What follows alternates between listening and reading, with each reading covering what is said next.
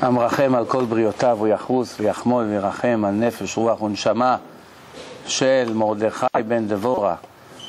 רוח אדוני תניחנו בגן עדן הוא ושאר בני ישראל השוכבים עמו בכלל הרחמים והסליחות וכן יהי רצון ונאמר אמן.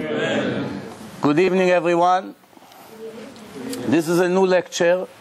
I just finished preparing it about a week ago. It's not 100% ready. You know, after you show it a few times, you begin to see where you made some mistakes and what you need to add. But hopefully it will go smooth. The topic tonight is the brilliance of the creation. Mainly, we're going to speak about the galaxies and the stars, and also about the wonders in our personal bodies, the internal parts of our body. Now, why do we need to learn about these things? For a very simple reason. The more you are amazed from the brilliance of the creation, that's how much you fall in love with the Creator. To begin, I would like to read to you the words of the Rambam, Rabbi Moshe ben Maimon, 850 years ago. He wrote in Mishneh Torah, the Yad HaChazaka, this is what he writes. The great God, it's a mitzvah, it's an obligation to love Him and to fear Him. Not only to love Him, to love and to fear Him. What's the meaning of the word to fear Him? There's few different meanings. One, to fear Him out of respect, that to recognize how simple and small we are, compared to the brilliance and the greatness and the unbelievable power that this Creator has. So knowing who am I, knowing who I am, and knowing who He is, the more I know about Him, the more I recognize that I'm basically nothing. People who don't know about Him, they think they are God.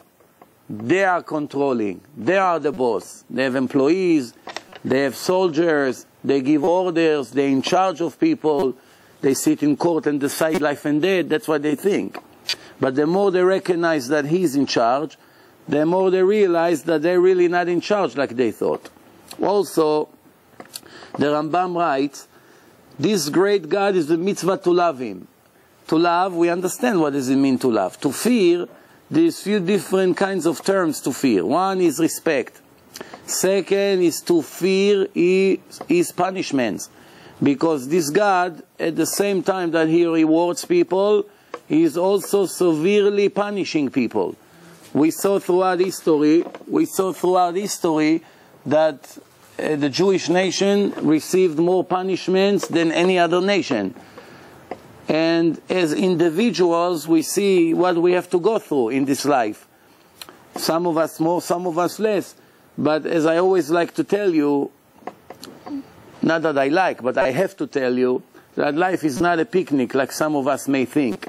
So since we are here in a test, we are subject to reward and punishment. Sometimes we get it right away. Sometimes we get it 20 years later. Sometimes we'll get it after we'll die. But sooner or later, for sure, it will happen. So this is one kind of fear. Another fear is that when we understand our obligation and what we have done wrong, we are so embarrassed, so we are fearing not to get embarrassed in the future. So if you get embarrassed right now, you will do everything you can to avoid the embarrassment to repeat again. You don't want to be in that situation. So the more you recognize His judgment and how serious He is about every word that He wrote in the Torah, and you recognize the embarrassment you're going to face, you will do everything you can to avoid that embarrassment. The fact that it takes 60, 70 years until you reach that embarrassment doesn't mean it won't come. Because this life, it's like a blink of the eye. The Gemara says, keheref ayin. Heref ayin means the time it takes the muscle of the eye to rest, which is less than a second. We blink maybe 10, 20 times a minute. We don't even think about it. We blink millions of times in our life. We cannot point in one time that blinking made us any kind of problem while we're driving or while we're watching something or, you know, anything we use our eyes for, we never been bothered with blinking. The fact that we're not getting bothered with our blinking is because it was designed to be very short and very fast. The muscle get the rest that it needs every few seconds in order for it to continue to work. And plus it's cleaning our eyes from all the dust and the dirt that we have in the air. And that's called blink of the eye. So the Gemara is using an analogy between the time it takes to blink compared to the entire life that we're going to be here. So after we're going to leave this world, when we see what eternity is, we're going to laugh. 60, 70 years we were putting so much efforts to make our life so comfortable here, when now we recognize that it's only a blink of the eye. If I only recognized it before, I wouldn't waste all my life just to get houses and cars and money. I would do other things. But hopefully it won't be too late for us when we recognize it. So the Rambam said, it's a mitzvah to love him, to fear him.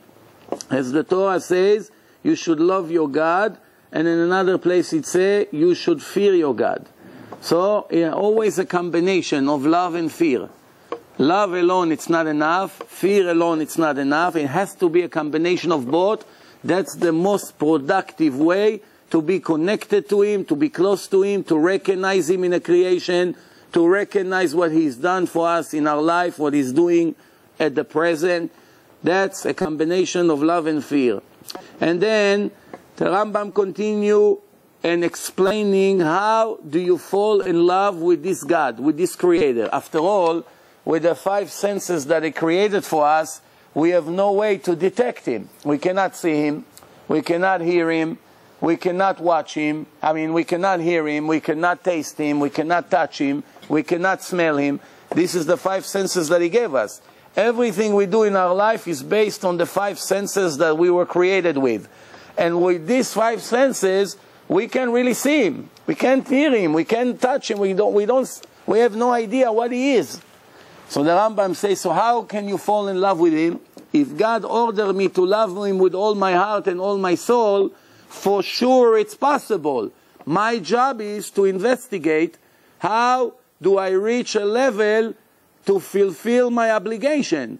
My Creator told me you must love me. Why? It's another question. It's not the point right now to discuss this. You must love me. You have to be grateful to me. You have to appreciate what I'm doing for you. You cannot be ungrateful. You have to listen to my orders. You have to purify your soul. You have to be holy. Remember always, you are my son. You are my children. You are my representative in a creation. You cannot do just whatever you want. You cannot do it. Why? Because you are my children. A son of a king cannot do on the street whatever he feels like. You have responsibilities. So the Rambam says, the way to love him and to fear him is when a person is watching carefully around him the brilliant creation, the lovely creation. The more he learns about the creation, he is more amazed from the Creator. And then right after that, he begins to praise God, to desire him, to know him, to learn about him. As King David already wrote 3,000 years ago, my soul is thirsty to you, God. I am thirsty, like a person that didn't drink 3-4 days is dying to get a cup of water. King David, which was the king of the world, he was in charge of all the Chachamim. He was one of a kind king in history. One thing was always on his mind. I'm not looking for fame. I'm not looking for glory. I'm not looking for money. I do not care about all these things. What do I want? My dream is to learn as much as Torah as possible and to be glued to God constantly, all the time. That was David HaMelech's dream. He knew what he's talking about. So here is his word. Tzam'a nafshi le'elokim. My soul is thirsty to God, to the great God. And the Rambam writes, when a person calculates and reviewing the brilliance in the creation, right away he fears the great God. and he knows he's only one little piece of dust in the wind. Nothing in this creation. Nothing, a little screw in a big major system. And he recognized his real value. As King David said, I'm looking up to the sky, and I see your creation, and I wonder to myself, what is it a human being that you have time to pay attention to him? Remember these words. King David was wondering, such a great God, such an unbelievable, huge creation, such a sophisticated world, so many things, and you bothered with me, giving me Torah, tell me you should do, you should not do, be careful, I reward you, I punish you, you hurting me, you making me happy. How is it possible? He couldn't digest in his head how such a great God have time to deal with little bugs like us. And that's his level, King David. We, of course, each one of us think that we are God, of course. I mean, well, you're telling me what to do, I know the best. But King David was very humbled. What did he say about himself? Anochi tola'at velo ish. If you think I'm a man, you are wrong. I'm a worm. Why did he use the word worm? He could have said, I'm a dog. He could have said, I'm a bird. He could have said, I'm a snake. Something. Why a worm? The smallest creature crawl very slow on the floor, helpless, cannot do anything. What a worm can do. That's what a worm is. Glued to the dust, like nothing, like sand. So this is the words of the Rambam. There are many, many ways to prove the greatness and the brilliance of God. There are many ways that we use in seminars, in lectures, to prove scientifically to people that our Torah is divine. Everything depends on this question. Is our Torah is divine, or it's a mixture of what the rabbis taught and made up? If it's a mixture, even a mixture of divine and human, we have a big problem. Why? Because a book that was made by human being, as smart as they are, we have to understand that it's very limited. It's not perfect. If the book is 100% from God, means it's 100% perfect, then I can rely on it. Then I know I'm not wasting my next 40, 50 years following the orders. Who knows what I lose? If in the end I'm going to find out that it was all a mistake, what a disaster. I persuade myself, I convince myself to change from A to Z, and in the end now it's not all the things that the Torah promised, it's not even the Word of God. So obviously there is an investigation to prove that this is the Word of God. How do we prove? There are many ways, as you can see right here in front of you. One way, it's the way the Torah was written.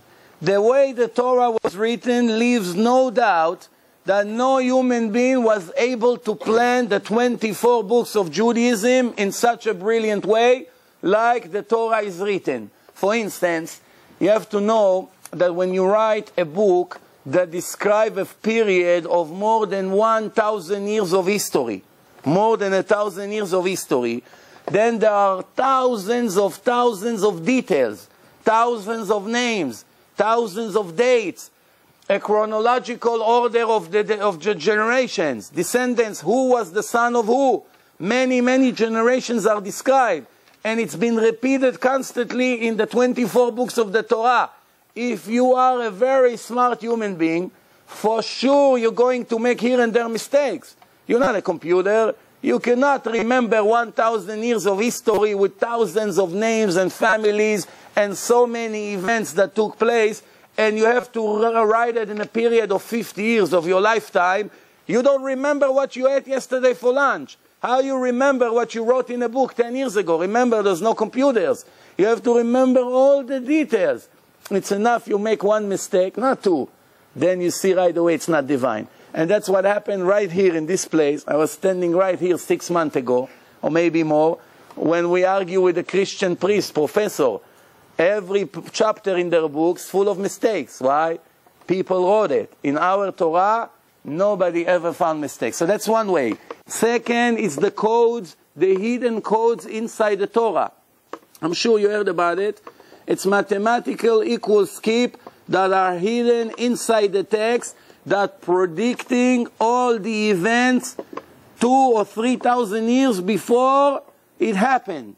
Obviously, no person can predict the future, even a week in advance. Needless to say, 2,000 or 3,000 years. It's impossible.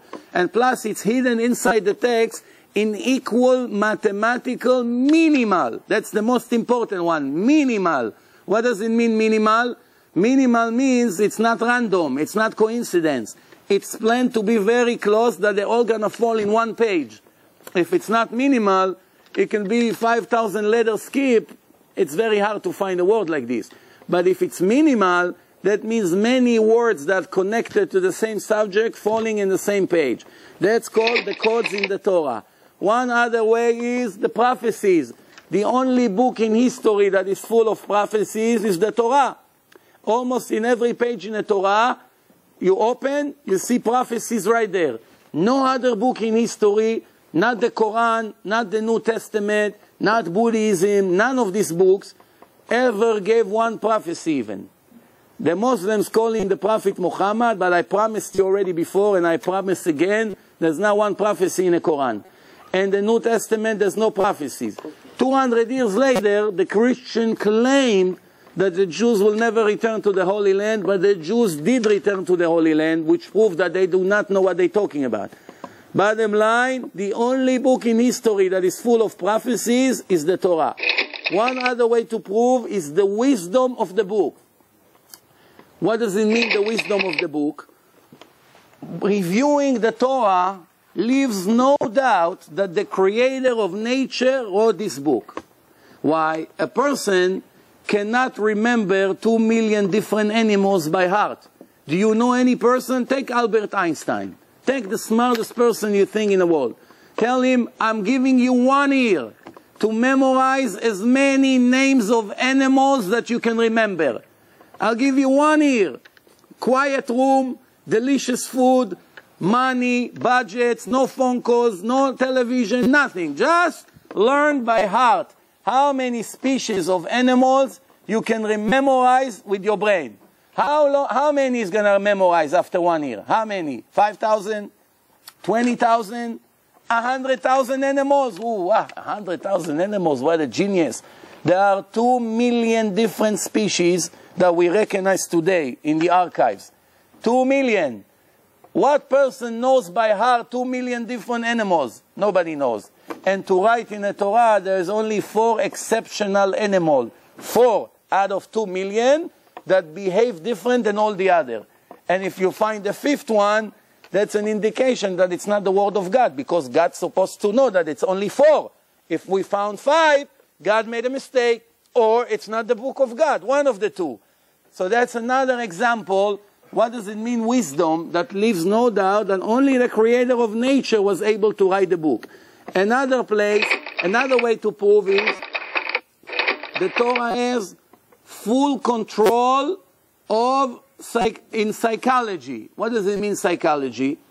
It means that we see that the heroes in Judaism, the heroes, always were criticized badly in the Torah. You never find in Christianity or Islam or any other book anyone make any bad comments against Muhammad, not even a hint, or against Yossi. No hints, and not at all whatsoever. But in the Torah, you start with Adam, the Torah says he's a sinner.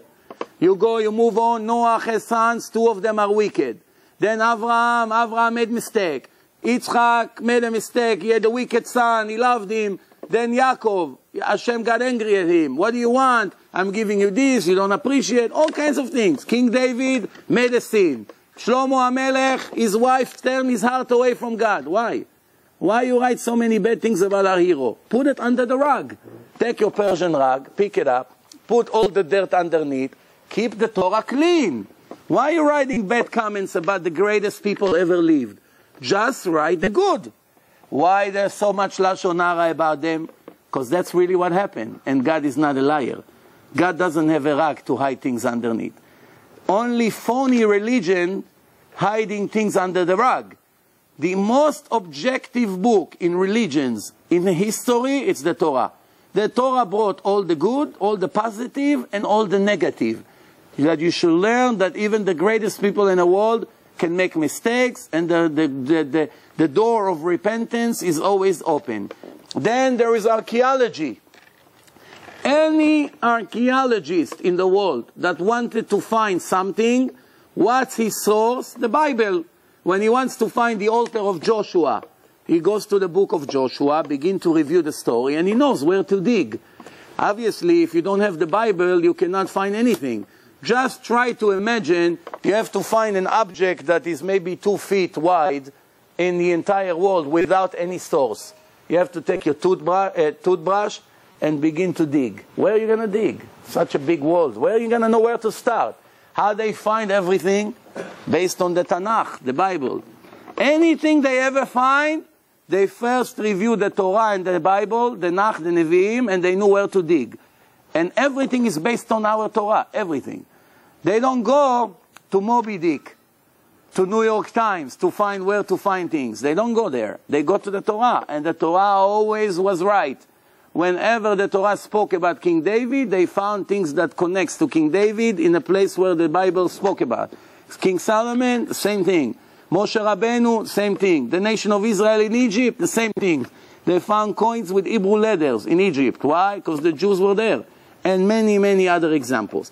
And what we want to speak about tonight is another way to prove the greatness of God is reviewing the brilliance in the creation. It's called Pilei Abriya, the wonders in our creation. Now remember what I always tell you, and I hope you memorize it very well. The biggest enemy of a Jew or any other person in life is ignorance. Nothing can harm and hurt us more than ignorance. Your biggest enemy cannot make you a damage like your own ignorance can make you. Whether it's in computers, whether it's if you're an architect and you don't know all the rules, whether you're a lawyer and you don't know all the regulations, whether you're a judge and you didn't learn all the law, whether you're a dentist and you don't know all the medicine, whatever you are, a mechanic, instead of working an hour, you have to work a week. Why? Because you're 100% ignorant. You don't know. You didn't learn. You don't know how to use the computer. You use the primitive way. What they can do in an hour, you have to work for a week. Why is it? Because you're lazy and you never learn your profession. But if you invest in what you do, you become the best, then obviously the lines of the customers start from here all the way to Tel Aviv. Why? Because your reputation is that when you say something, for sure you know.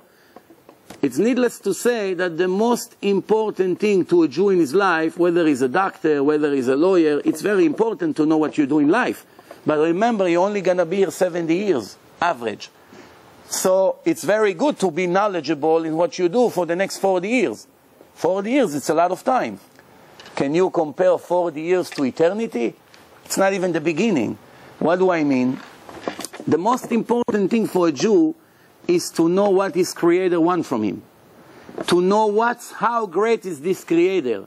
What's important in the eyes of the Creator, what's not important in his eyes. I don't care what my teachers told me. I don't care what they say on the television and on the news.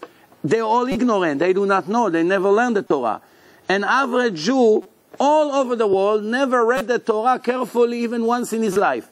You don't believe me? Go make a survey. Take 1,000 Jews on the street, from the smallest to the highest, and ask them, did you ever read the book of God even once in your life carefully to see what's the purpose of life? The answer is none of them did. Can't even find one out of 1,000. Not even one. Why? Because nobody has time for God. Nobody has the brain and the intelligence to begin to investigate and to think like previous generations used to do it. The Goyim, 500 years ago, it bothered them. What are we doing here? You read in the history, there are so many philosophers that are not even Jewish. And all their life, Greeks, thousands of them were sitting, investigating the purpose of life. Who is this God? What does he want from us? Why are we different than the animals? Why we can speak and they cannot? Why we can read? What's the reward and punishment system? How the free choice work? Is there any afterlife? people were busy investigating things most of their life. Today, people like robots. From the moment they're born, 67 years of their life, most likely they don't even review the purpose of life 10 minutes, all their life. How can they be successful? How can you be successful in your mission if you don't even know what your mission is? So today, I want to speak about our Creator. Let's get to know Him a little bit better. We will speak about the universe, the world. We will speak about nature, the animals, and we'll speak about our body.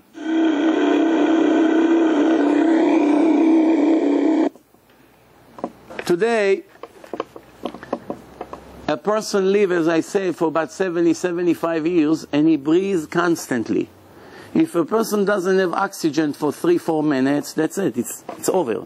Everything is over. If you give him 10 times more oxygen after, it's too late for him. It's enough that you don't have oxygen for a few minutes, life is finished. Everybody understands that. One interesting thing about our creation is that the more we need it, the easier it is for us to get it. The most important thing in our life is oxygen. We have it free of charge all over the world. Just think if the creation had a defect that once in a while, like the electric company, once in a while is an electric outage. You know, like there's no electric. Now you have to carry balloons of oxygen on your back, always, always, all your life. To have 2 big oxygen balloons on your back, whether you sleep, it has to be connected to you constantly, because how do you know? Maybe when you go to sleep in the middle of the night, it will be 10 minutes break, no electric. Think about our miserable life if we had to live like this. And this is today when we can get oxygen balloons. What happened 100 years ago? What would you do? Everybody died. One time, one mistake in a creation, everyone dies. Animals, fish, everybody, no oxygen. That's one question that we should ask. Second, the water. Water, it's the second thing we need after oxygen. Thank you. You can leave it there. Yeah. Thank you. The second thing we need, thank you. If you bother to come all the way to me, I have to make bracha. Baruch atah Adonai Eloheinu melech haolam שהכל נהיה בדברו. The second thing after the oxygen is water. You have it free of charge all over the world. But it's very interesting. The way the water behaves is very strange. Why? Everything in physics, everything in nature, when you heat it, it expands. When you cool it, it shrinks. That's the rule in physics. But the water, since it's critical for our life, we always need water to be able to drink. So water, when you heat them, they also expand. When you cool them, they shrink. And they begin to freeze. Now, what happened to the water? The water goes in Celsius, let's say 80 degrees is about 30 degrees here. I mean the opposite. 30 degrees in Europe or in Israel, it's like 80 degrees here. So it begins to go down. The temperature begins to drop. It goes 30, 20, 15, 10. The colder it gets, we're getting closer to freezing temperature. What's freezing temperature in Europe, in Celsius? 0 degrees. 0 degrees. If you get to 0, the water becomes ice. Now, everybody knows that sometimes it's become freezing weather, below 0, below freezing, minus. What would happen to the world if the water will behave like the rest of the nature? The more the colder it gets, the more it shrinks until it freezes. The top layer of the oceans would freeze and sink to the bottom. Then the next layer will freeze and sink to the bottom. Within few hours or few days, the entire world, which is 72% of the water, the entire world will freeze and everybody will die. No water to drink, no fish, nothing. Everything will die. So the world, just before the world was created, few days later will be over. So the Creator recognized that there's a problem here. So even though there is a rule, sometimes there is an exception to the rule. What's the exception to the rule? Water have to behave different than the rest of nature. So when the water gets to 4 degrees Celsius, instead of continuing to shrink, it flips to the other side and it begins to expand. A miracle. It's supposed to go 4, 3, 2, 1, 0, and we all finished. When it gets to 4, it begins to come to freezing temperature. The water turn around. And from 4, 3, 2, 1, instead of shrinking and freezing, it freezes, but it expands. That's why when you put water in the freezer, what happened to the plastic? They expand. If you put it in glass bottle, it was water. When it freezes, it breaks. Why? Because the room inside, it's too narrow. It has to expand. It should have shrunk even more. It should have been the other way around. Now the water was full, the bottle, now half of it should be full, because it continued to shrink. But the water knows we need to save the creation. So we're not going to continue to shrink, we have to expand. And that's why we're still alive. Now, the oxygen that we breathe, we have 20% of the air is oxygen. 20%. Only 20%. 78% is carbon dioxide. It's called in Hebrew khankan. And then we have other gases that are 0.033 or 0.066, which, believe it or not, even though it's not even 1% from the air, it's still very critical for our life. It's very important to us. Without it, we would have a lot of problems. But the two major ones is 20% oxygen, 78% carbon dioxide. That's the right word, right? Carbon dioxide. Nitrogen. Thank you. That's an easier word. Okay, so now, let's think what would happen if instead of 20%, we will have 30% oxygen. What would happen? Do you know what would happen? The next time you go out after a meal to light a cigarette, you will become a bigger murderer than Adolf Hitler. Why? You would kill the whole world. Because the fire from your cigarette, as soon as you light it, will go all over the world and burn everyone. Maybe not 30%, it could be 40 or 50. The more oxygen we have in the air, the more dangerous it is to light fire. That's why when you go to certain places when they have oxygen tanks, you always have warning, no cigarettes, no fire. A lot of signs. Why? Oxygen is like a bomb. It's very dangerous.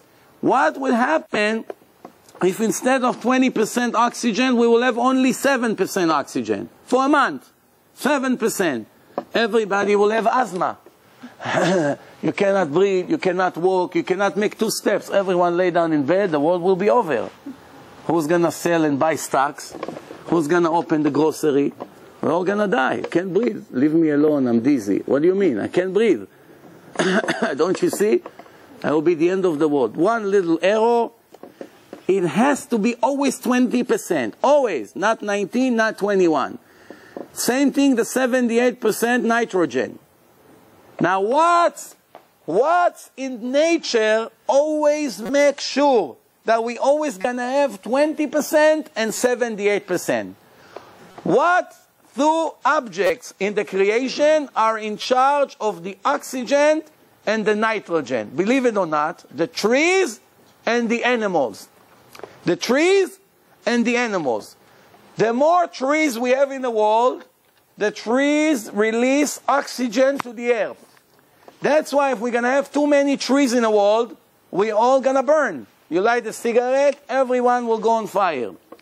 So we need a certain amount of trees, not too much and not too little. X amount of trees must be maintained always. Same thing with animals. Animals is the other way around. They take in the oxygen and they release nitrogen. So the balance between the trees and the animals create 20% as opposed to 78%. Now, sometimes you hear tens of thousands of trees burn in fire in California. You feel very bad for them, right? For the trees. Don't worry. It's a part of the supervision of the Creator. Just when you see you got to lower the amount of the trees because there's too many trees, and he get rid of many trees. Sometimes it's the other way around. There is enough trees, no problem, but there's now too many animals. What happened? An epidemic. All of a sudden you hear millions of animals died in a period of 1 month. Extra. You don't see the connection. The only one that can be in charge of such a sophisticated balance is the creator of the world. No person can do such a thing. Who knows how many animals you have in the world? Who can compare how many trees you have in the world compared to how many animals? Who? To make sure you always have 20% and 78%. Then, I'll give you another example.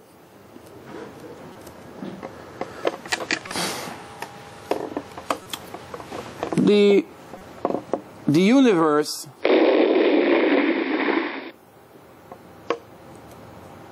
have many galaxies until the year 1608, before Galileo came up with his telescope. The whole world thought that it's 6,000 to 8,000 stars only. There was no way to know. You stand on a mountain and count how many stars. 1608, Galileo invented his telescope, and what they teach you in college, you have to review again because it's not 100% correct. The truth is that Galileo, it's true that he invented his telescope, but there's something that is more correct, that Rabban Gamliel, the president of Israel, which lived about 2,000 years ago, already had a telescope before Galileo. The Gemara speaks about it in Talmud Bavli, Babylonian Talmud, in a chapter of Eruvin, page 43, in the left side of the page. This is what the Gemara says. Rabban Gamliel had a tube.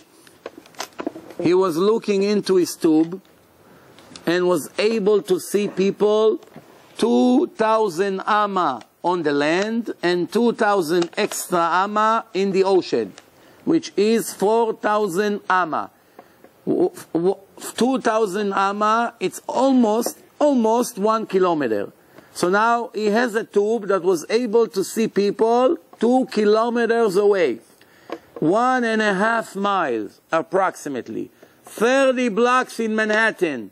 25 to 30 blocks in Manhattan. If you go today with a paper tower to Manhattan, you take that roll inside, the brown one, and you stand like this. What's going to happen? Your girlfriend going to say, I'm not getting married with you. I said, what do you want? I'm looking for my friend. I'm in 90th Street. He's supposed to be in 60th Street. Rabban Gamliel had a tube, and he was able to see the people. What is it if not a telescope? Very simple.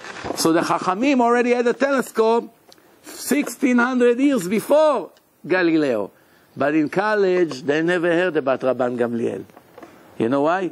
Because you never told them. You sit there, you listen to their baloney, you're embarrassed to raise your hand. Excuse me, professor, you give all the credit to Galileo. I can prove to you in a Babylonian Talmud, was written approximately 2,000 years ago, that one Jewish rabbi had a telescope. Yes, he wasn't 6 feet, but the concept was there. If he wanted, he would develop it to become bigger, yes? But anyway, we are here, Earth is in the galaxy that's called the Milky Way. The Milky Way. There are many stars in our galaxies. We have 9 very famous ones that we always learn about. But I want to give you first, before I describe our galaxy, I want to explain you something about the speed of light. Sometimes you walk in a street and you hear a thunder. Always before the thunder you see lightning, always. Lightning comes first, and a few seconds later you hear the thunder. It seems to us that it's 2 different things. Lightning is one thing, and thunder it's another thing. The truth is that it's the same thing. It started from the same explosion. The difference is the light is traveling much faster than voice. So that means if there's a collision up there, you see right away the light because it takes less than a second to get here. The voice, the noise, it takes longer to travel to here. That's why only a few seconds later you hear what really was sent at the same time. But how do you know if your life is in a risk? Let's say you're walking in a rainy day and you see a lot of lightnings and you hear a lot of thunders. How do you know if you have to hide or you can just walk normally in the street? How do you know? Who knows? How do you know if it's in your area, the lightning? It looks all over. You look at the sky, it can be all the way from here to LA. You don't know. The sky is wide. You see, ignorance is very dangerous. Nobody knows how to protect themselves. One little detail can save lives. Count the time between a flash and a sound. Very good. If the light and the noise comes right away at the same time, less than a second different, then you know the lightning hit in your neighborhood, in your area. Why? Because it's very close. That's why there's no difference between the light to the noise, because it was very close to you. There is not enough mileage from where it was sent to you. It's very close. That's why you don't see a difference between the light and the noise. But if you see 10-second difference, then it means it's very far, and the speed of the light is so much faster. Now, what's the speed of light? What's the speed of light? 300,000 kilometers a second, which is almost 200,000 miles a second. Think about it. You go to buy today your brand new BMW. Hopefully you won't do it, but let's say you bought a BMW. Somebody told me that he works with a guy, he worked for 12 years, killed himself, a simple worker in catering company. And finally he bought himself a BMW. That's all he has in life. He serves the car, clean it, watch it, comes every 5 minutes to see nobody leans on it. That's what happens when you don't know what you live for. But anyway, you want to buy your new car. From now, you are 20 years old. You're going to drive from morning to night for the next 20 years until you become a grandpa. Right? You got married today, you're 20. 20 years from now, your son already have a grandson. You're a grandpa. So finally, when you became a grandpa after using this car for 20 years, you finally got to 200,000 miles on your speedometer. In 20 years. If you do 10 miles, 10,000 miles a year, approximately, multiply by 20 years, here you go, 200,000 miles. What took you 20 years to drive, the light travel in 1 second. You see the comparison? 1 second, 2 seconds, the light travel already more than you drive in 20 years. And you drive very fast on the highway. This is the speed of light. What does it mean, 1 year of light? 1 year of light, here is the number, look at this number. 9,460,800,000,000 kilometers, which is approximately 6.5 trillion miles in 1 year. Trillion, we don't even have an idea what this means. If you don't know what a trillion is, I will make it easier for you. A trillion is a million times a million times a million. Million times million times million. You get it? Almost what Bill Gates have. Finally. So, now, if you want to see the size of the Milky Way, you take this number and multiply it by 100,000. This is the circle of the entire galaxy of the Milky Way.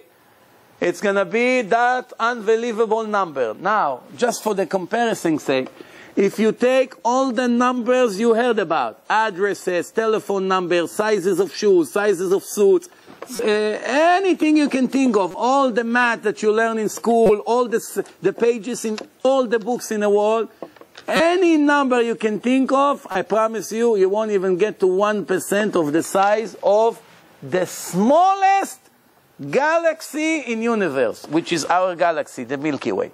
We are the smallest galaxy. And look at the size of what I just told you. Why do I tell you all these numbers? The more you recognize the size and the power and the brilliance of the creation of all these galaxies, you begin to wonder. I never had an idea that this God created such a creation.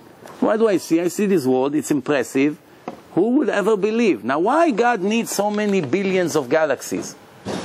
Why did he need so many? Huh?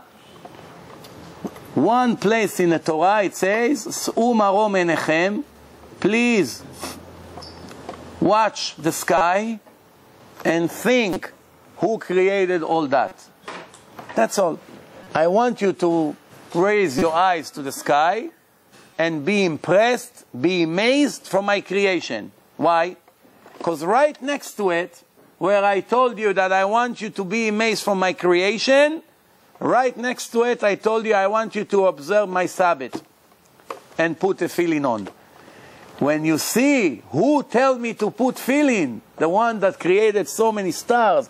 Now I want to give you an example what it's like, just for you to understand. Just try to imagine that now I have a huge ball is standing right here in the air. Okay? That's the sun. Then you have the earth. It's small, like a basketball ball. Goes around that big ball in circles all the time. The same speed. Always 365 days, the earth circling the sun. While that ball, the basketball, is going around the big ball, it's also turning around itself. But that's nothing. Around the basketball, you have a tennis ball that goes around the basketball the same way. This is only 3 stars.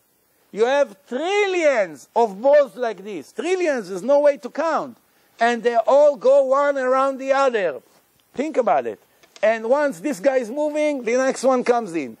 1% slowdown in one of them, you know what would happen? Boom, boom, boom. Everything will be the end of us in less than a second.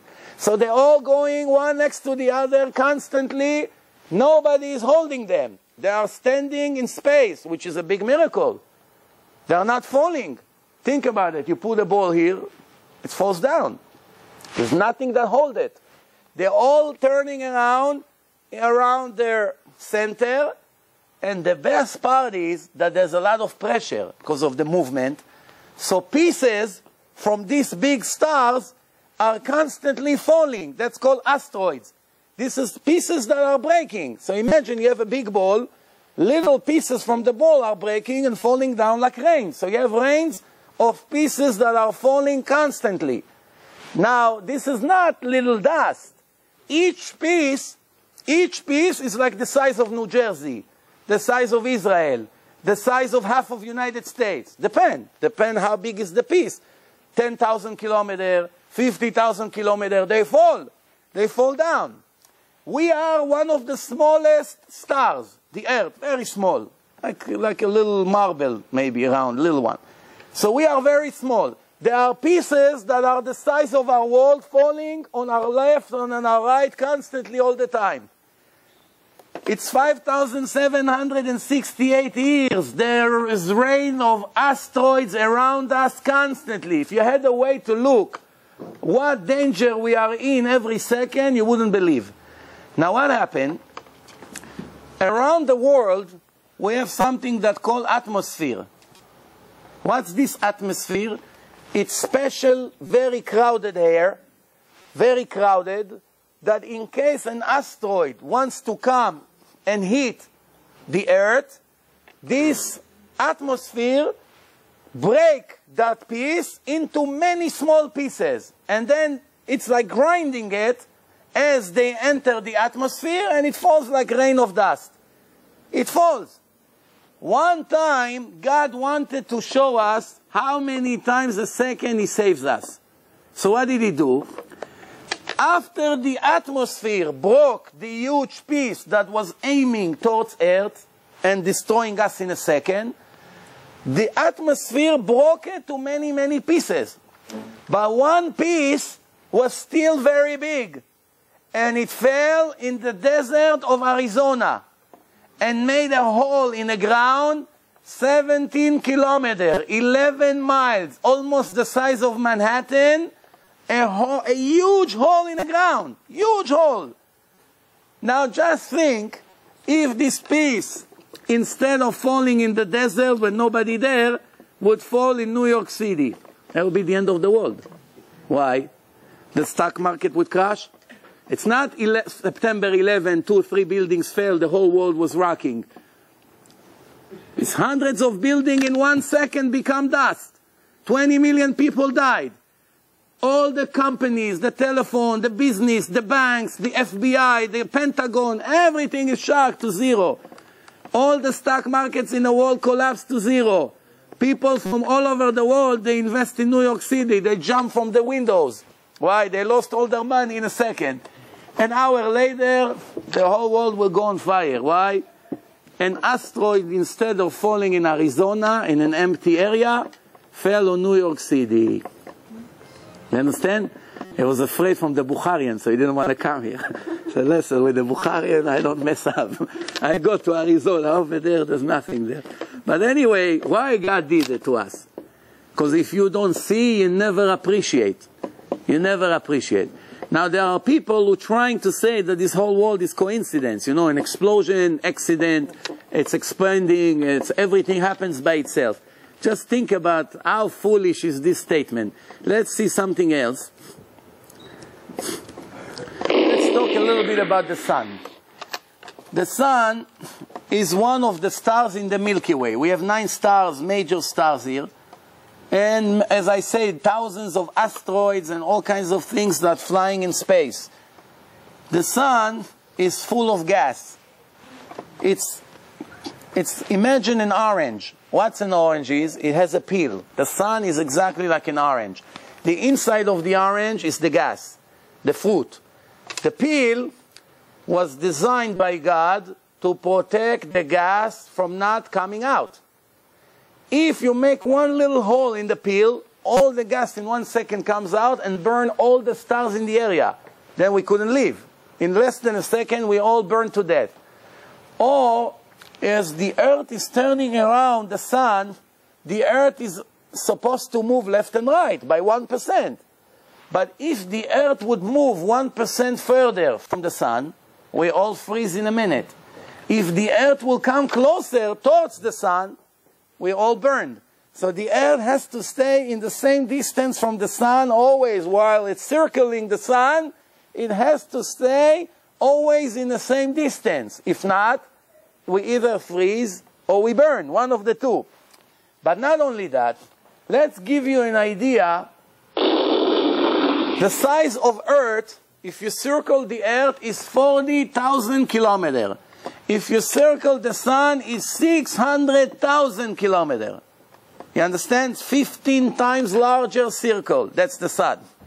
Now, let's give you an idea how the sun is. First, just to give you an idea, we have in the Milky Way, we have Pluto, Neptune, we have the sun, we have Mars, we have Earth, Uranus. You know, this is all the stars that we have here, and I'm sure you heard those names before. But this is how it is. This is the sun, as I told you. This is the earth, and this is the moon goes around it. And that's only 3 out of trillions. Think about it. Which they all circling one another. Now, let me show you what I'm talking about. Right here, in the center of the sun, you have 15 million degrees Celsius. That's the temperature. 15 million. As you travel from the center of the sun towards the edge, this is the peel that I told you, the cover. If you go from the internal part, right here, the temperature is 2 million. From 15 million, it was reduced to 2 million. 7.5 times reduction, right? From 15 million to 2 million. Now, if you go out of the shell, out of the peel of the sun, right here, the temperature drops to 6,000 degrees. From 2 million, it drops all the way to 6,000 degrees.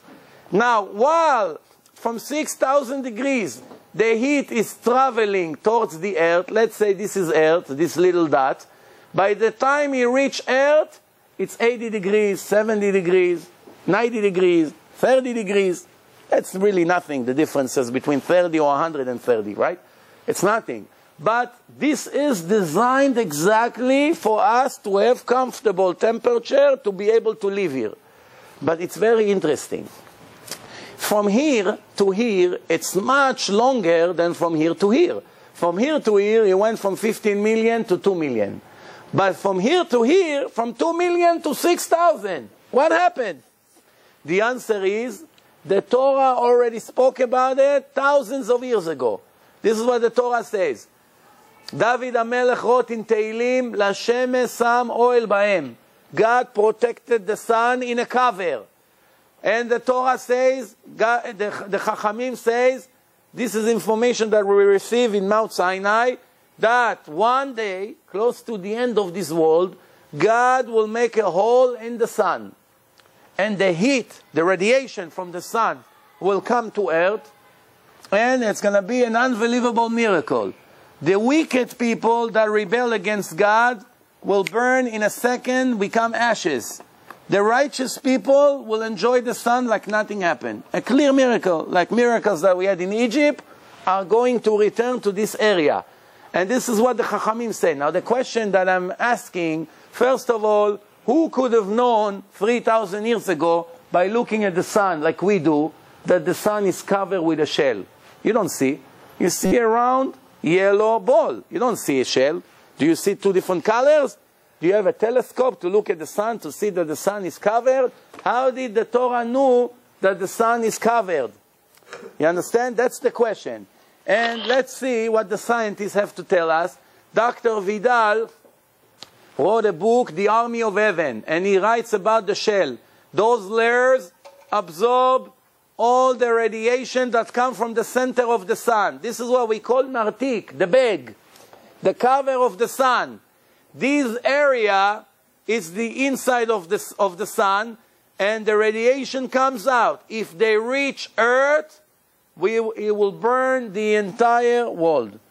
This is how it looks to us. If we looked at the sun with a telescope, this is what we're going to see, a round ball of fire. But for sure, we don't see any shell or any cover. Let's continue. Let's talk a little bit about Earth. As I mentioned before, Earth has oxygen. Earth also has the magnet power, which is the gravity, which makes us able to stay alive. If we go to different stars, it's different kind of gravity. For instance, if you land on the moon, you're going to see that you cannot stand on the ground. As soon as you come out of the spaceship, you begin to fly. Actually, before you even come out, you begin to fly in space, in the air. And I give you an example. Let's say you want to get rid of your wife, and you try to convince her to leave the house. She doesn't want, no, I'm not moving. She's very heavy, you cannot move her. In space, all you have to do is go like this. You push her, she flies in the air all the way out to the door. You have no problem. Also here, you go to the bathroom. It's all a joke. Don't take it serious, I hope, okay? I don't want to give you an idea here. But over here, you go to the bathroom, you sit. A few minutes later, you come in, you flush, everything is fine. In space, you cannot go to the bathroom. Just imagine what's going to happen if you go to the bathroom. In space, if you want to feed your children, you beg them to eat, you come with a fork, he doesn't want to open his mouth. Over there, you pay attention when his mouth is open, you take the food, you push it, it flies right into his mouth. You understand how it is?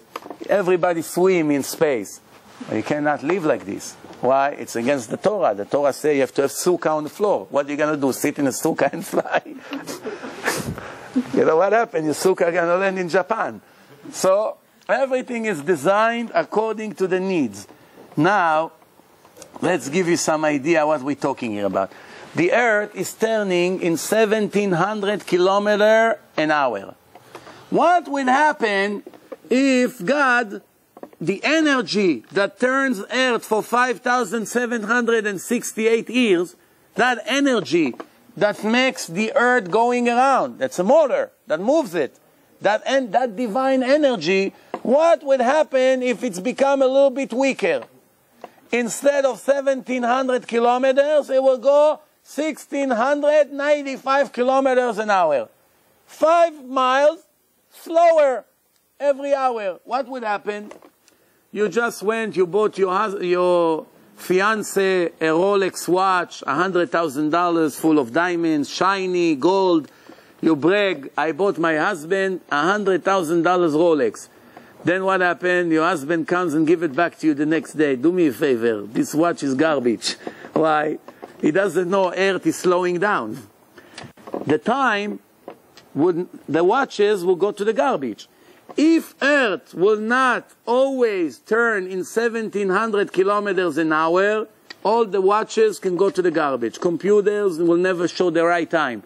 You wouldn't be able to know when you have to say Shema Israel in the morning, because how do you know? Maybe the watch is telling you different hours than reality. Because if Earth is slowing down, New York is going to face the sun an hour later. Instead of in 12 hours, it's going to get there in 13 hours. What's going to happen? You say Shema Israel after the time. You cannot be religious. So in order for you to be tzaddik, you must have the correct time. That's why Earth is never slowing down and never going too fast. Just think about it. Imagine a basketball that you put in the air, you go like this. You turn it around, 5,700 years, it never slowed down by a second. Coincidence? Who is that fool that wants to claim that it's coincidence? I want him right here. What about the 5 times that the sun stopped? Oh, don't ask too many hard questions here. 4 times in history, Earth and the sun pause. Earth and the sun pause. You know, with Joshua, with the war, 4 times. 1 time with Yeshayahu and Chizkiyahu, the king. You know the stories. Yes, no problem. It stopped. Everybody knew. 10 o'clock, no sunset. Everybody knew. But yeah, just that you know, 1,700 kilometers an hour. Now what would happen if instead of 1,700 kilometers, God will decide that it will turn around 170 kilometers an hour? 10 times slower, but always 170 kilometers an hour. 10 times slower, but always. Exactly. What would happen to us? We wouldn't be here. Why? You want to eat tomatoes? You want to eat wheat, barley, lettuce, right? The trees and the vegetables that you grow needs light every few hours. Light, dark, light, dark. It needs to rest from the light. Too much light, they're all going to burn. Few days, everything is garbage. Only night, you cannot grow anything. The trees need light. The only way to be able to produce food, vegetables, bread, and everything that we need is with a combination of 12 hours approximately light, 12 hours night. If it would be 170 kilometers an hour, you know what would happen? The day will be 240 hours, the night will be 240 hours. So you put tefillin, instead of every day, you put tefillin every how long? Every 10 days. Because 10 days will be 1 day. Easy life. Oh, Rabbi, look, 3 times a month I put tefillin. Like in Scandinavia. Scandinavia, you put tefillin once a year. You have 6 month day, and then 6 night. If you have a baby boy, you give him the britz 8 years later. Because after 8 years, it's 8 days. Son, vayi erev, vayi boker over there. Vayi erev, 6 months. Vayi boker, 6 months. You count, your son, he comes to you, what, you crazy? You want to circumcise me? I'll kill you. I'm 8 years old. What do you mean? We counted how many times we saw the light. 8 times. Now I have to circumcise you. You cannot be a Jew in Scandinavia. That's the answer. Now, it gets better. Be patient. You know that until 500 years ago, the time of Christopher Columbus, everybody argued how the world is. Flat, round, a ball. Nobody really knew. Everybody assumed. When Christopher Columbus went on his trip and came back to the same port where he started his trip, everybody saw. If you go straight constantly and in the end you get to the same area, that means you went in a round track. You came to the same place. You think you're going straight, but you're constantly going around. No problem. By the way, if you decide to walk in a desert, let's say for 1 month straight, you walk in a desert, and then you see yourself from a satellite, you're also going to go in circle. Why? You walk straight. You're trying to walk straight. So you walk straight, straight, straight. After a month, you see that you're going in circle. You're going to come to the same place. Why? Huh? No, let's see if you're clever. Because your right leg is more powerful than your left leg. So it's always walking a little bit further. Let's say 5 inches, 3 inches more. So you think about it. If every step that you make, your right leg is going a little bit further, slowly, slowly you're turning, but you're not realizing it. But that's a trick. We are not talking about tricks like this. Now we are talking, Christopher Columbus went with his boat in the ocean straight. All of a sudden he sees grandmother sitting in the same place sewing a sweater. What are you doing here? Didn't you go to India? No, I don't know. There's a mistake here. So they realize the world is round. What can I do? I want to disappoint them that the Torah already knew about it way before them. This is a part from the Zohar 2,000 years ago. The Zohar gives us 6 unbelievable discoveries that were written 2,000 years ago. Of course, we receive it in Mount Sinai, and this is what it says. All the earth is turning around like a ball. 2 discoveries right there. It's round, but it's also turning. 2, right there. There are people on top, there are people on the bottom. Gravity. The people on the bottom are not falling. Actually, Bet Gabriel right now, if you see us from a satellite, if you see us, you're going to see that we are upside down. There's a big ball, and the building is in the bottom of the ball. So that means we are sitting upside down. Over there, it's space. Not over there. Over there, it's the center of Earth. Over there, it's space, and we are upside down. Why are we not falling? Why the whole building is not flying into space? Because it's magnetized to the ground. Why? That's called gravity. Everything is brilliance. So here it is. So there are people on top, there are people on the bottom. So just imagine a big ball. There is a building on top of the ball with a roof towards up. And there's the other side, there's also buildings. And the earth is turning. One time you're up, one time you're down. Now you're sitting upside down. In a few hours, you're going to go to the top and you're going to be up. You don't even feel it. Why you don't have a headache? Why the blood doesn't go into your head and explode? Because gravity also makes sure that the blood is being pulled down to the ground. Because if the blood would continue to go according to the weight, then your head is going to start spilling out of your ears. You know, the blood will come out of the ears. So the blood also is being pulled down. Everything is measured to the millionth milliliter. Because if an extra drop go into the veins of the brain, it explodes. Or what happened? A person become paralyzed. Stroke. What stroke is? An extra drop of blood went there. There's a clog. And explode, and that's it. Shetef dam, that's what it's called in Hebrew. Shetef dam b'moach. So now 3. 4th one, the people are different in their faces according to the climate. 100 years ago, the scientific world found out that the genes of each one of us is affected by the air that we breathe.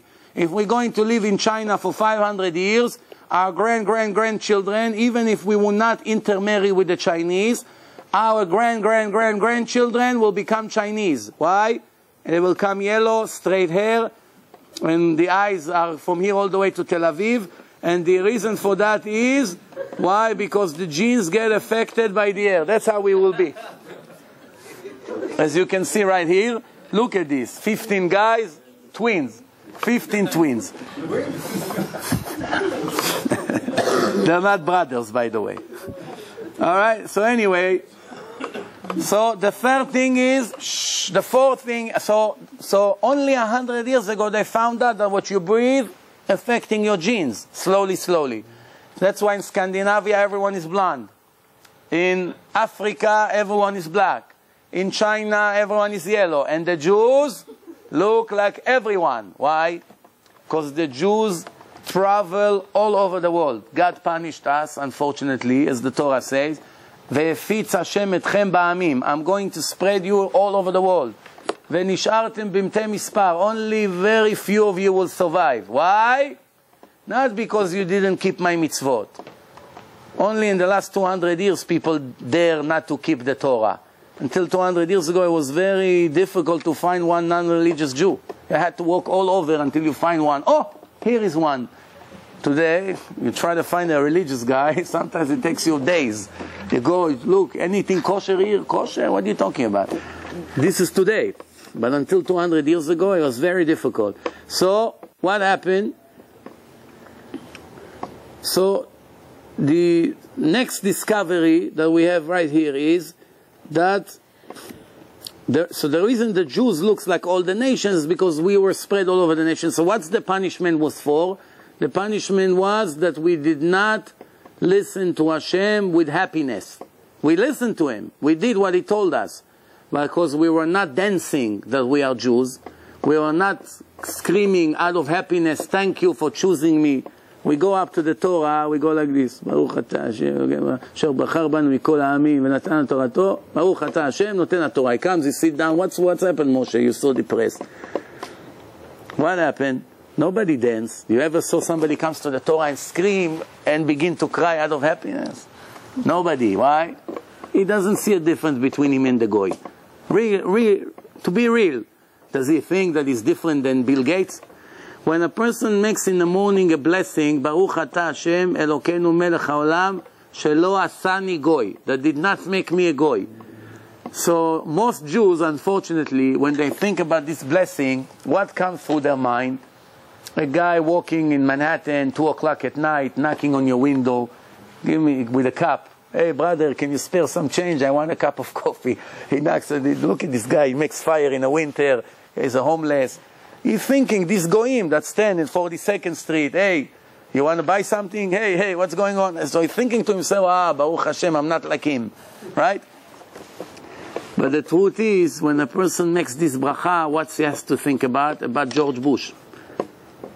When he say, Baruch atah Hashem that didn't make me a goy, he has to think, thank God you didn't make me a goy like George Bush. Thank God you didn't make me a goy like Bill Gates. Thank God you didn't make me a goy like Michael Jordan. Thank God you didn't make me a goy like Richard Gere. Everyone with his hero. Not the little homeless from the street that beg for 50 cents. For that you need to make bracha. For that's needless to say. The point is to recognize what a Jew means that if God would come to you and say, I want to make you Bill Gates. You have 7 years, you'll be the master of universe. You want to do it? You say, this is an insult for me. Let me be a Jew, a homeless Jew in a garbage can, better than to be the number one goy in history. And that's the truth. That's what God told us. He didn't make it up. And you know what? An honest goy would say amen. Why? Because he admit that our Torah was given by the creator of the world. They'll never deny it. It's right there. Where does it say it in the Torah? Who knows? That it's better to be the worst Jew than the best goy. Who? Where does it say? In 2 places. What was the worst Jew in history? Who was the worst Jew? J.C. Penney. Who is the best goy in history? J.C. Penney. The worst Jew in history became the number 1 goy. You don't get it, huh? You got it or no? Let's say you are playing in a basketball team. You are the worst player over there. You never play. You always sit on the bench. You never got to play 1 minute. One day, they take you from this team and send you to another team. Over there, you become a star. You're the number 1 player in the league. What do you see? That the worst player in this team became the star of this team. Can you compare the 2 teams? Now you got it? That's one proof. What's the second proof? The Torah say, Et Yaakov ahavti, I love Jacob, ve'et Esav saneti, and I hate Esav. Clearly. And many other places. And another place it says, the Jew for me, it's like the weight. And the non-Jews for me, it's the crumbs that fall from the weight that nobody cares about. And in another place it says, the Jew for me, it's the water that you bring from the well. The goy for me is the few drops that sticks to the bucket, that you throw the bucket, you don't care about these drops. It's clear sentences in a Bible. If I made it up, then you're right, I'm a racist. But if it says in the text, that's what it says. Now you have to know if you believe it or not. Okay, so let's continue. Then the Zohar continue and said, when it's day to one side of the ball, it's night to the other side. So he knew the relationship between earth and the sun. Then the Zohar says, we have 7 continents. That's 2,000 years ago. You know, originally, when God created the world, there was earth and there was one ocean. Everything was one, it was half earth and half water. There was no different oceans. Only after the first continent broke to pieces, and pieces started to shift, to move, now you have 7 different continents. But it was all one. That gives you an explanation how the dinosaurs were in this side of the world and all of a sudden they found them in the other side. All kinds of questions that people ask comes from ignorance. That in the beginning there was only one land. As you read in the Genesis, in the beginning, God created a land and then the ocean. And then later the land started to break to pieces. And when it breaks to pieces, it begins to shift. It moves until it parked. That's it. It doesn't move anymore. Now let's continue. The first person who spoke about the movement of the continent 7 years ago was the geologist Alfred Wagner. He wrote a book, The Foundation of the Land and the Oceans. And he writes in his book, after his research, this was 1880 to 1930, 50 years he lived. He wrote that in the beginning it was all one continent and then it became 7.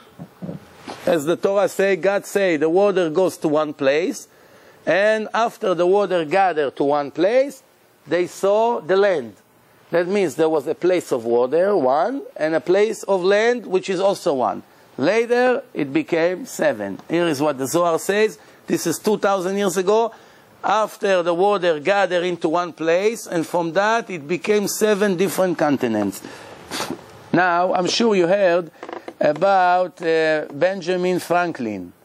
Until a few months ago, every $100 bill had his picture on. So you had him in your pocket many times. When did he live? 1776. By the way, besides being a scientist, by the way, he was the President of the United States, for those who knows history. And why he's so famous in science? Because he knew that when the lightning hit the land, it goes always to the highest places first. Now, if you want to protect the people in town, you have to make sure that in the top of the building you have some kind of antenna or something to attract the lightning into the metal. If it goes to the highest metal in town, the people that underneath gets protected, and that saves a lot of people. That's what they do in many places today, in high buildings. See it in Manhattan, you see it in many other places. What can I do? I hate to disappoint the Americans in colleges, but the Torah, 2,000 years ago, the Gemara wrote about it clearly, no arguments.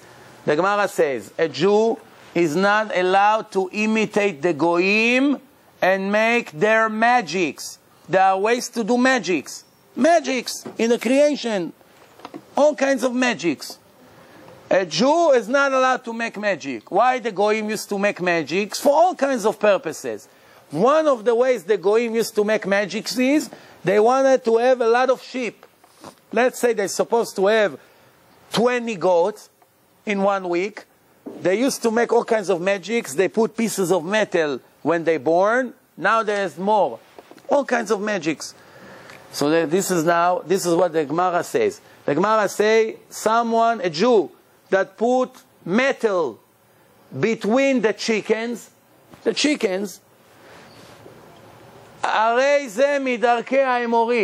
copying the Emori. The Amorites is one of the bad nations, the 7 filthy nations that live in the Holy Land. When the Jews occupied the Holy Land 3,300 years ago, there were 7 nations over there. One of them was the Amorim. They were the champion of the magic, like India today. Like in India. They used to make magics. So the Torah say a Jew is not allowed to imitate what they do. It's against the Torah. Not to dress like them, not to talk like them, not to give their names, not to behave in any way like them. One of the things they used to do is magics. You're not allowed to do it. However, the Mishnah says, but if he puts the metal between his chickens to protect them from the lightning, it's allowed. I repeat, if he put that metal, he has thousands of chickens, and he put above them a piece of metal, because the lightning can kill all of them, to protect them from the lightning, it's allowed. Benjamin Franklin didn't find out anything. He doesn't deserve the credit. The Mishnah wrote it. How did they know? God told us in Mount Sinai the secret. We were never scientists. You heard about Edmund Halley? Halley is a star that appears every 70 years. You heard about it, right? Gemara says that Rabbi Yoshua and Rabbi Eliezer went on a boat, and Rabbi Eliezer brought flour, because they used to make bread at the spot. Take water and bread and bake it. Put fire and bake bread. But Rabbi Yoshua did not bring regular flour. He brought solet. How do you say solet in English? Solet? Not barley. Solet. No. It's a special. It's almost like a flour. The bread stay a lot more fresher. Not yeast. Whole wheat. Not all wheat. Solet. Doesn't matter. All right, let's continue. So, when they got on the ocean, the captain of the boat started to get confused. Turning left, turning right, goes in circles. They got lost in the middle of the ocean. Rabbi Eliezer, after a few days, he had no more bread left. He knew in 3-4 days we should get to our destination. Rabbi Yoshua had bread that stays fresh for many more days. So he asked him, how did you know to change from your custom? You always bring flour. Why did this trip that we're going together, you brought a different kind of flour? So he told him, once every 70 years, there's a star who appears and confuses the captain of the boats. And that's right now. Why we give credit to Edmund Halley, which the name of his star is Halley's Comet. You heard about it? Halley's Comet? Yeah. And in 1758, he wrote that these stars appears every 70 years. This is some pictures of the stars. He calculated, and that was very nice of him. It's brilliant. But what can I do to disappoint him? That he took a credit that he didn't deserve. Rabbi Yoshua wrote it in the Gemara 2,000 years ago. You see? Then you know that many Bukharians are Kohanim. Right? Today, there's ways to know who is a real Kohen and who is a faker. How do you do it? They invented a way, they checked the DNAs of the Kohanim, and guess what? They found out that 70 to 80% of the Kohanim have a special, unique DNA, different than all the rest of the people in the world. Different than the other Jews, different than the Goyim. Why only 70, 80%? Because 20, 30% is fake ones. How a Jew become a fake Kohen? It's not his fault. He saw his father was a Kohen, so he also knows he's a Kohen. When did it start that his family became fakers? Why? Why would a person fake that he's a Kohen? Because in the old days it was a great honor, not like today. Today you come to the Kohen, go get me water please, Kohen. Not allowed to tell Kohen to do things. Kohen is a messenger of God, a servant of God. Kohen is something special. Today, no. But in the times of Bet HaMikdash people... Okay, so now, I started to say now, that since Israel started 60 years ago, they made approximately 2 million abortions in Israel. We are 13.2 million Jews in the world. 13.2 million Jews. Just imagine another million families. 2 million people, 2 million babies. Put them together, it's 1 million families. 3 generations, million family, 3 generations, it's easy, at least 10 more million Jews today. Easy, without a doubt. 3 generations. Now, you believe it or not, most abortions are done in the 3rd month of the pregnancy, when the baby is about 90 to 100 days old. It's very small, like a cookie, a little bit bigger, but that's the most frequent. The abortions are done in the 3rd month, and you can't believe it, but it's reality. Unfortunately, they sometimes in America, in private clinics, they do abortions even weeks, even a week or two before the delivery, in the 9th month, when the baby is complete, human being, 6, 5 pounds, 7 pounds, whatever he is. It could be any day she's going to go to labor. They still make abortions, but this time they do it different. The regular abortion, today they have equipment. In the old days, he used to have a knife. He puts his hand in, and he goes like this. They try to cut him to pieces, and then they have a vacuum cleaner, empty, with an empty bag, and they suck everything in, and they take the pieces and put them like a puzzle, and they try to make sure that they didn't leave any parts inside. So if they see they're missing the little hand, a little hand which is very small, like less than an inch, little hand.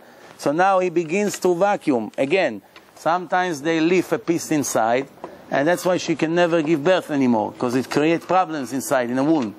That's the old days. Today they have equipment. They can see already on the screen what they do. So usually they don't mess up. But today, in a sonogram, you see how the baby, I have a film, how the baby is fighting, running, trying to run away from the knife. It's unbelievable. 3rd month of the pregnancy. Today, if it's 9 months, they open the stomach, cesarean. They take the baby, but before they do it, they inject salt water inside, special chumtza, like acid, that kills him few days before the abortion. It first eats him up, eats his flesh, makes holes in his skin, and slowly choke, and he died. And then they take him one piece and put him in a big garbage bag. Believe it or not, that's reality. That's what happened all over the world, even here in America.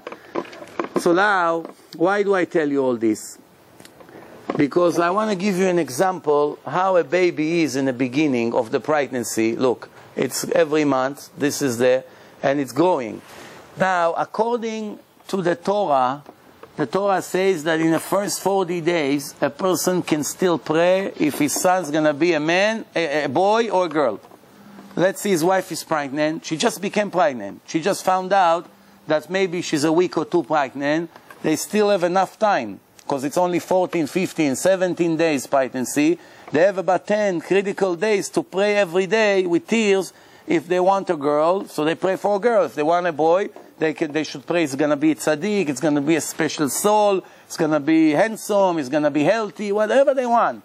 That's the time to pray. Once they exceeded the 40 days of the beginning of the pregnancy, the Gemara says, they're really wasting their time. After 40 days, that's it. The decision is made. The verdict was read. You're going to receive this soul. You're going to receive Yaakov, or God forbid, Esav.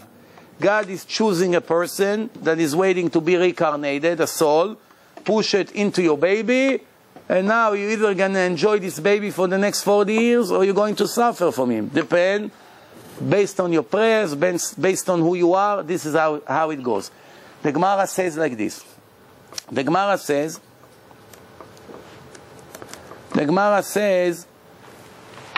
a woman that had a miscarriage in up to the 48 days, ליום 40, אינה חוששת לוולד. She did not lose a complete human being. It wasn't a person yet. Up to 40 days, the Gemara says.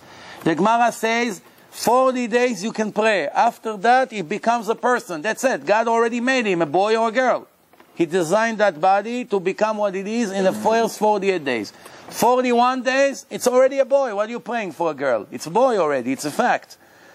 Up to 40 days can be changed. Now pay attention. What happens if a woman gives birth to a boy or to a girl, even a miscarriage, she has impurity period of time that she has to watch now, till she goes into the mikveh. Up to 40 days, the Gemara says, it's no problem. It's like she wasn't pregnant. אינה חוששת לוולד. After 40 days, 41 days, the end of the 48 days and up, which means the sunset was, let's say, 7 o'clock. After 7 o'clock, it's the 41st day of the pregnancy. She has to sit, la zachar, for the male, for the female, and for the nida. She's nida. Her husband cannot touch her. She has to become pure after the blood stop and all that. The Rambam says, we already explained, that the creation of the human being is 40 days. Before that, it's not a person. Then in another place in the Gemara, it says that in the 40 days before you become a human being, God announced who is going to be your soulmate. That means in the night that the husband and wife had relation, and now it's going to be 40 days until it becomes a human being, the night there's an angel who takes a drop of the seed, comes up to the court of heaven, and he says to God, what's going to be the fortune of this drop? Which soul from the bank of all the souls that are waiting to get another chance to come to this world for another test, to be reincarnated, which soul you connect to this drop? Now when God is the only one who can make this soulmate. Why? Because He knows who the parents are, He knows where they live, He sees who they are, He knows all their previous lives, reincarnations, what's their mission in life, what's their goal, what's the connection between this person to these parents from different lives, and He puts them together. It's not coincidence that sometimes a couple get an autistic kid. It was meant for them and not for their neighbors, just for them. If the neighbors will get it, it won't be good. It's not the correction for them. It's the wrong test. It has to go to this couple. It has to go to this couple. Everything is planned. Billions of things are taken into consideration when finally God decides which baby to give to which parents. And what CD, and what all this is designed for you before you came to the world. Only one thing the Gemara says is in the hand of the person. If it's going to be righteous or wicked, it's 100% is free choice. The rest was pre-decided for you. Nobody asks you if you be a boy or a girl, if you be rich, poor, healthy, all this decided. Righteous or wicked is 100% in your hand because this is the purpose of your life. Now, let's see what the Goyim, the scientists, had to tell us about the pregnancy. This comes from 1983, page 43, by Professor David Leger. He wrote a book called Playing with Life. And this is one of the greatest scientists, doctors about labor, about babies. And this is what he wrote in his book. We do not know enough about the development of the brain of the baby. In fact, we could choose any date from the 40th day of his life, any day after the 48th, that from 40 days and on, the brain start to have waves. Up to 40 days, if they measure the brain of the babies in the first 40 days of the pregnancy, they do not detect any brain waves. From the 40 days and on, he writes, and he is not a Jew, and he doesn't know anything from the Gemara, from the 40th day and on, the brain of the baby begins to have brain waves. Now, you do not know. In Israel, when they wanted to make a survey about the abortion, so all the women that signed that they're ready for an abortion, they brought a special, I think, stethoscope. That's the name of it, stethoscope, that you hear the pulse of the heartbeat on a speaker. Stethoscope? Stethoscope, right? That's the name of it. All right, so the doctors put it on, and the woman started to hear the heartbeat in a speaker. In a room, in a hospital. She said, what's this? 3rd month of the pregnancy. He said, this is your baby. Your baby's heart. What do you mean, baby's heart? No, I'm not. 33% of the women right away canceled the papers. Gave up the abortions. If they wanted, they would give them a free choice by educating them that it's a real person. But they're lying to them. They tell them, don't worry, there's nothing there yet. Knowing it's a complete human being. How do you know? I'll give you an example. They had a research about babies. They injected sugar into the water, into the wound. The baby drank double. In the 3rd month of the pregnancy, the baby drank double. He felt the sweetness of the water. So what you see, his entire system is perfect. He's feeling flavors. Then they injected a needle and they pinched the baby on his nose. And he turns his head to the left. 4 times when they pinched him, he moved his head. What do you see? His nerve system, his entire nerve system, which connects to the brain, it's perfect, like a regular person. In the 5th time, when they were about to pinch his nose, the baby turned his head before the needle touched his nose. What do you see? That he already predicted danger is on the way. He can think. It's a regular person. His heartbeat working, brain waves is working, he's tasting, he detects fear, the danger, and what did they do? They kill him. Now it's such a ridiculous law in this country and in Israel. If you take a baby that was just born and you put him inside a black garbage bag and close it and take a knife and begins to stab him to death, what would happen to you? If you're in New Jersey, electric chair. Texas, electric chair. No? For such a thing? A second before he came out, what's the difference between a black garbage bag to the skin of the stomach of the woman? What's the difference? This is a cover, this is a cover. If you put your hand in and kill him there, no electric chair, no jail, no penalty, not even $100 ticket, nothing. They do nothing to you. Because it's an abortion. It's not against the law. He comes out, you kill him, death sentence. That's such a joke. Why? A second ago he wasn't a human being? Now he is a human being? What's the difference? This is how we lie to ourselves. It's not convenient, Rabbi. We already have 3 kids. How are we going to pay his tuition? It's too expensive. So you're allowed to kill him because you don't want to work an extra hour a day? Come on. This is who we are. This is what we are. We lie to ourselves. Now, let's show something about the animals. We spoke about the world. I already can see that I'm not going to finish my lecture today, but maybe we'll do part B very soon. And let's talk a little bit about animals. We'll start with the bees. We have a rule in the Torah. Everything comes out of a pure animal is permitted. Everything that comes out of a not pure animal is not permitted. That's why the milk of the camel is not permitted. Why? The camel is not kosher. The milk of the pig is not permitted because the pig is not kosher. Cow, it's kosher to eat. The milk of the cow, it's kosher to eat. A fish that is kosher, his babies that comes out, it's kosher. If the fish is not kosher, what comes out of him, it's not kosher.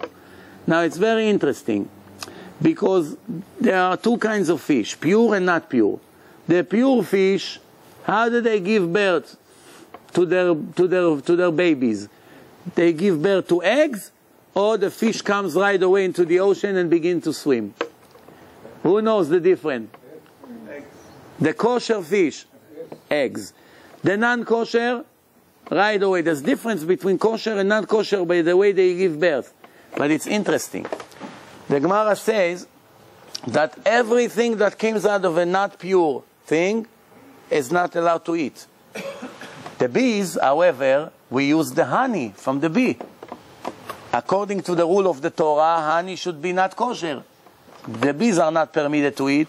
If a person eats a bee, it's 6 times worse than a pig. Pig is one sin, eating a bee, it's 6 different sins in the Torah. 6 different ones. Or mosquitoes, or all these things that we can have in the leathers when we're not paying attention. Or worms. This is much worse than pork. People don't know it. They watch very carefully not to eat pork. They go to the kosher restaurant, they serve the meal on leathers. If they take a magnifying glass and check the leathers, they see 500 little green, very, very skinny worms. You cannot see it without a magnifying glass. How you see it? You take a piece of leathers, you put it on a white sheet, come back 3 hours later. You begin to see hundreds of green dots on the sheet. This is what you just ate for breakfast. 500 times 6 sins. 300 sins to start the day. 300 steaks of pork for breakfast. Ignorance. You give him one piece of steak, I'll die, I won't touch it, Rabbi. What are you talking? Who are you playing games with? You just had 300 steaks like this for breakfast. So have one piece of pork for lunch. What's the big deal? I ate 300 pieces of pork? Yeah, should I show you? Look at the lettuce you just eat. Look. They're all crawling. That's what I ate? Yeah. I didn't know. Ignorance. But what about the bees? Everybody asks this question. What's going on? The Torah made a mistake? How we eat honey? We eat in Rosh Hashanah, in the Judgment Day. Rosh Hashanah, in 30 days is Rosh Hashanah. Soon. We eat honey in Rosh Hashanah? Guess what? The scientists found an unbelievable fact. The only animal that have two different stomachs is the bee. All the animals have one stomach. Whatever they eat, they digest in their stomach. That's what happens, creates their blood. A bee has two different stomachs. One stomach for digesting the food, and one stomach only for the honey. It doesn't go through the system of the body of the bees. Has a separate tank for the bee. Different stomach. So, what happened is, that's explaining why the Torah permitted us to eat honey. It's very interesting. So,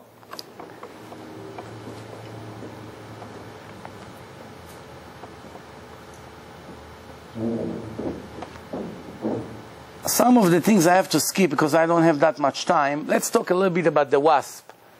Wasp is almost similar to a bee, but it's very interesting. The wasp is hunting worms and preparing it in the nest for the babies that are going to come out from the eggs.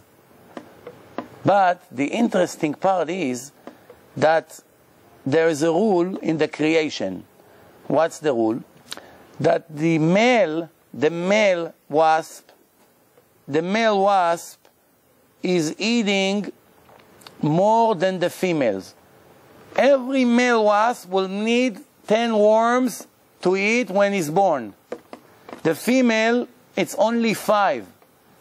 Then the wasp knows in which nest for the male to prepare 10 before they come out. The wasp knows what's going to come out of this egg. If it knows it's male, it puts 10 worms over there. If it knows a female is going to be born, they put 5 in advance. They don't have sonogram. They know in advance. Not only that, a mosquito, look at him. Look at this mosquito, our biggest enemy in the summertime. This mosquito, it's more sophisticated than an F-16 airplane or than an Apache war helicopter. It's more clever, more sophisticated, with better ability than a $50 million jet plane. Here, let's give you a little bit idea about mosquitoes. Mosquito has a heart. He has a stomach. He has a digestion system. He has blood cells and nerve system. Everything.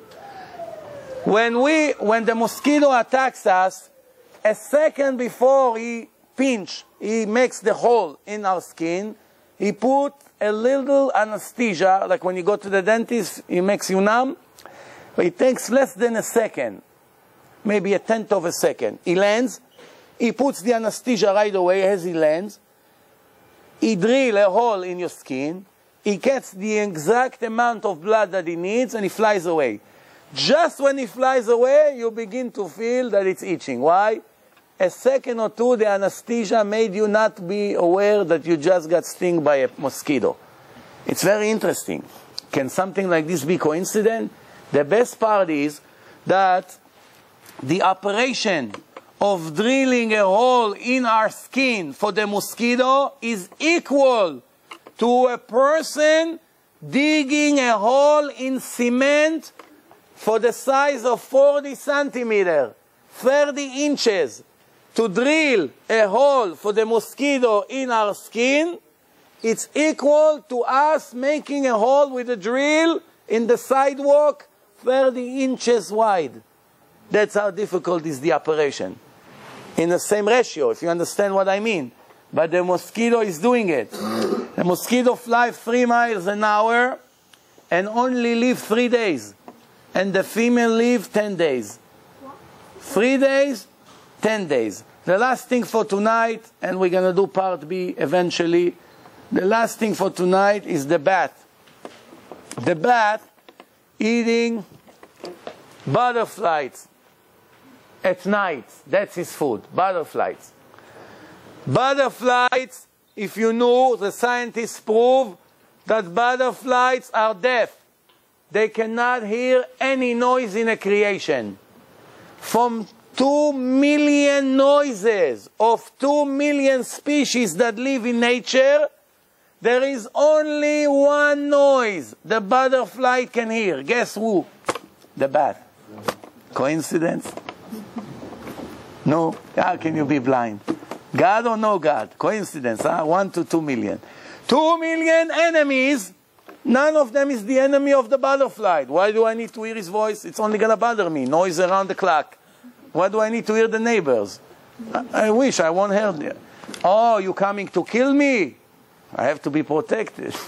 I got to protect myself. What happened? I hear the voice of the bat. The butterfly, if we're speaking about him, communicate with his female 30 kilometers away, like from here to Manhattan. How you doing? You coming to dinner tonight, George? 30 miles away, without cell phones. No 60 cents a minute. Overtime, over the limit. 2 butterflies. Look at him, little butterflies flying. He's more sophisticated than us. You don't hear your wife from across the street. Moshe, come to help. I don't hear you well. When I was in the army, my commander used to be stuttering. He used to stutter. I was in the Air Force, in the, putting bombs and missiles on the F-16. Yeah, that's our friend from Iran. Look how they made him nice. So when I was in Ahmadi. So anyway, we're laughing today, but he's threatening the whole world. So anyway, when I was a soldier, you work very hard. The missiles are very heavy, the bombs are very heavy, all these things are very heavy. So the noise of the F-16 planes is unbelievable. You have headphones to protect your ears, and unless if you communicate with a person with his eyes, you don't really hear them. If somebody stands behind you, one step behind you, and scream your name, you can hear. You have headphones. The noise of the F-16 is unbelievable noise. You never heard such a thing. The noise. It's like the worst whistle you can think of. So now, this guy was stuttering. So every time he used to call me from far away, he used to scream. It takes him 10 minutes just to call my name. Mizrachi!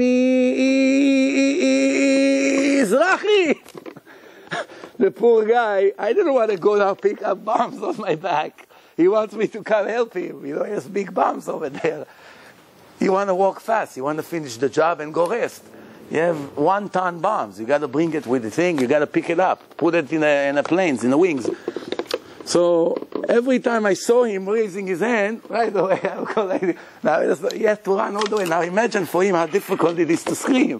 10 minutes until he calls my name. I got to find this guy to ask him before Rosh Hashanah for all this time. He couldn't communicate with me 20 steps away. They communicate from here to Manhattan. How? How they do it? They need to do it because they fly in space. That's what they need. That's what God gave them. We don't need. What's the point? You have cell phone. Today we need, because remember, in the old days, all the people lived together. There's no trains, bridges. Rabbi Nachman Breslev says, "Kol ha'olam kulo gesher tzar meod." The whole world, life, is going through a very narrow bridge. Very narrow bridge. I want to ask you a question. Why did he use the word bridge? Why didn't he say the whole world? We know that this world is preparation for the world to come. Why didn't he say the whole world is a narrow path, a narrow road, a narrow hallway? There's many ways, right? Why did he use bridge? What's the every word is precise, no? Fall off the bridge. You go wrong. One little mistake, you fall off from the bridge, you finished. That's what this life is. Big responsibility. Mistake, it's over.